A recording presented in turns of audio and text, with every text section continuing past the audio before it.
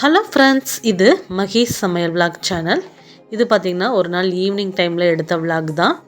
மத்தியானம் காலிஃப்ளவர் 65 செஞ்சுருந்தேன். குழந்தைங்க ஸ்கூல்லேருந்து வந்ததும் சூடாக பொரிச்சு கொடுக்கலாம் அப்படின்னு சொல்லி எடுத்து வச்சுருந்தேன். அதை தான் இப்போ வந்து பொரிச்சிட்ருக்கேன்.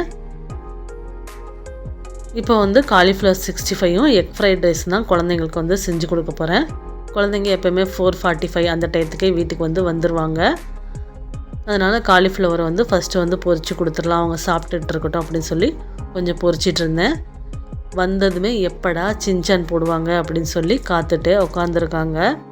டைம் வந்து ஒரு 5 மணிக்கிட்ட வந்து எப்போயுமே சின்சான் வந்து போட்டுருவாங்க இந்த சேனலில்.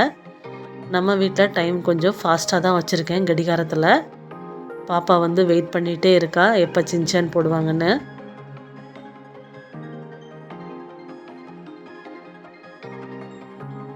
இந்த பக்கம் வந்து பார்த்திங்கன்னா நான் காலிஃப்ளவரை வந்து பொரித்து எடுத்துகிட்டு அந்த காலிஃப்ளவர் இருந்த மசாலாலே வந்து பார்த்திங்கன்னா ஒரு பெரிய வெங்காயத்தையும் கட் பண்ணி போட்டு அதையும் வந்து பொரித்து எடுத்து வச்சுருக்கேன். இதுவும் சாப்பிட்றதுக்கு வந்து ரொம்ப டேஸ்ட்டாக இருக்கும். இதை எடுத்து வச்சுட்டு வந்து பார்த்திங்கன்னா வேறு ஒரு கடாயில் வந்து எண்ணெய் சேர்த்து அதில் வந்து நான் வந்து கேப்சிகம் வந்து வதக்கி எடுத்து வச்சுருந்தேன். அதை வந்து வீடியோவில் காமிக்க மறந்துட்டேன். கேப்சிகத்தை வந்து வதக்கி எடுத்துகிட்டு அதிலே வந்து பார்த்திங்கன்னா முதல்ல பொரிச்சிருந்தேன். அந்த எண்ணெயை மட்டும் கொஞ்சம் சேர்த்து ஒரு 3 முட்டையை வந்து உடச்சி ஊற்றிருக்கேன்.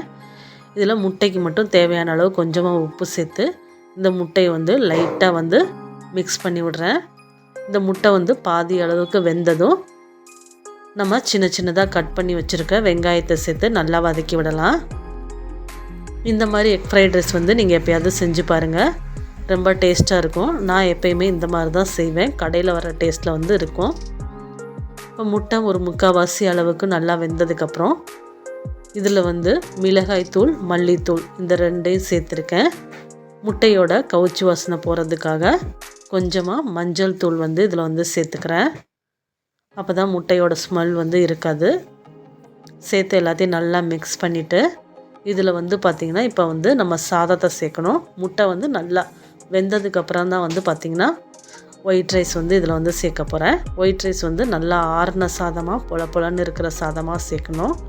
நான் மத்தியானம் செஞ்சு வச்சுருக்க சாதம் தான் சேர்க்குறேன். நான் வந்து பானையில் தான் சாதம் வடிப்பேன், நல்லா பொல பொலன்னு தான் வடித்து வச்சுருக்கேன். அதை வந்து இதில் வந்து சேர்த்துக்கிறேன். சாதத்தை சேர்த்து எல்லாத்தையும் நல்லா மிக்ஸ் பண்ணிடுறேன். மிக்ஸ் பண்ணி விட்டுட்டு இப்போ இதில் வந்து பார்த்திங்கன்னா சிக்கன் மசாலா, நான் வந்து பாக்கெட்டில் இருக்க ஆச்சி சிக்கன் மசாலா தான் சேர்க்குறேன். சிக்கன் மசாலா எது வேணாலும் சேர்த்துக்கலாம்.